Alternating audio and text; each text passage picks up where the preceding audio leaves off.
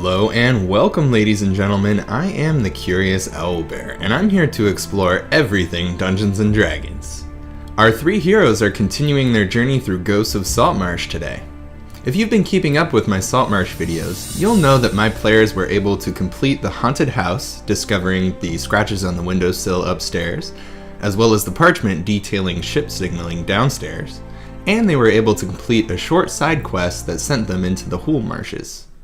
By the time the group returned to Saltmarsh, the council had time to confer and make a decision about the large ship that seemed to have been moored in the sea cave under the haunted house. The book states that the counselors fear retribution from the smugglers. So, they hire the party to investigate and eliminate any threat aboard the Sea Ghost. If successful, the party will receive 400 gold in payment, and they can keep the Sea Ghost if they're able to preserve it. The council provided the players with any necessary equipment, and a rowboat equipped with 2 sailors to craft it. My players had not quite put 2 and 2 together yet regarding the ship signaling and the scratches on the windowsill upstairs. Additionally, and I forgot to mention this in my first video, my players tried to burn down the haunted house while they were exiting.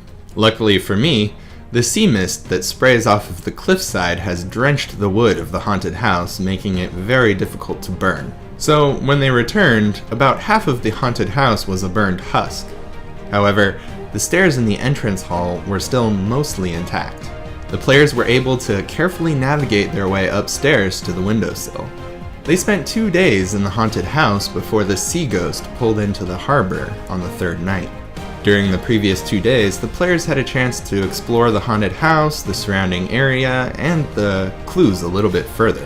When the Sea Ghost flashed their first signal, the players were able to correctly respond, and then they received the 3rd signal. The players were still deciding how they would approach the ship as they stealthily pulled their rowboat out of the sea cave. Eventually, they decided they would pull to the seaward side of the Sea Ghost and use a grappling hook to get up to the window area where they thought the captain's quarters would be.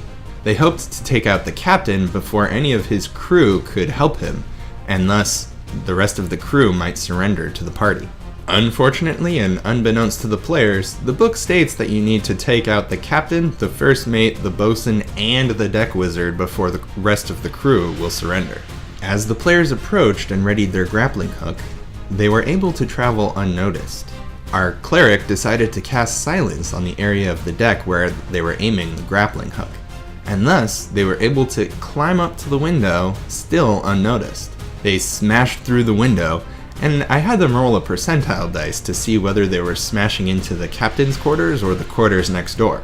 The players had luck on their side, and thus they engaged with Captain Sigurd's Snake Eyes. The captain was able to stay alive long enough to break the cleric's concentration on silence and call for aid. The call was answered by the deck wizard and 2 bandits, and after a short battle, Captain Sigurd and the 2 bandits were slain, while Punkata the wizard jumped out overboard and Misty stepped away to prevent further attacks from the party. The first mate, bosun, and remaining bandits below deck had all become aware of the party by this point. But the group once again decided to take an action that I had not foreseen. Rather than stealth their way downstairs, which would have likely led them into another ambush, they called down to the rest of the bandits to ask for their surrender. I thought about it for a moment, and then I realized that the first mate, Bloody Bjorn, would see this as his opportunity to seize the ship for himself. He denied the party's request and told them to come downstairs to fight for the ship. The players ignored Bloody Bjorn's request and explored the rest of the top deck, eventually discovering the 3 lizard folk. The lizard folk were wary of the players and treated them as bandits. Our bard smuggler still had comprehend languages at his disposal, so the players were able to fully communicate with the lizard folk. They assured the party that the lizard folk would not get involved in combat as long as the players upheld their deal. My players agreed, avoiding combat, and continued to explore the rest of the ship until they found the lizard folk payment in the captain's quarters. Meanwhile, the bandits below deck were preparing to face the players by hiding in spots with good cover. When the players finally made their way downstairs, the bandits attacked and a second battle ensued. As the players bloodied Bloody Bjorn, they continued to offer him chances to surrender. As he neared death, Bloody Bjorn finally took the deal and laid down his arms. So too did the rest of the bandits, and so my group was able to not only preserve the sea ghost, but the first mate, bosun, and several of the bandits. While he was disappointed in his attempt at taking the ship, Bloody Bjorn did continue to perform his duties as first mate. He answered many of the players' questions, but he did not know the full details of the deal struck between Captain Sigurd and the lizard folk. This has presented an interesting scenario. I fully expected my players to try to take the sea ghost in one piece, but did not expect them to let any of the crew live. Also, I had expected them to attack the lizard folk, but I think my short side quest that the players had completed before gave them a good reason not to do so. They knew that the lizard folk were not here to take the ship, nor were they really any type of threat to the players, so they immediately sheathed their weapons when they encountered the lizard folk. The players eventually discovered Oceanus, the sea elf prisoner, and heard his story out as well. However, the players ended up being a little more wary of him, leaving him in the custody of the bandits, although they allowed him to keep his clothing. The party sailed the Sea Ghost to Saltmarsh, and left the party's rogue aboard the ship to ensure the crew would not mutiny. They then made their way off into the city to notify Andor Solmar of their success.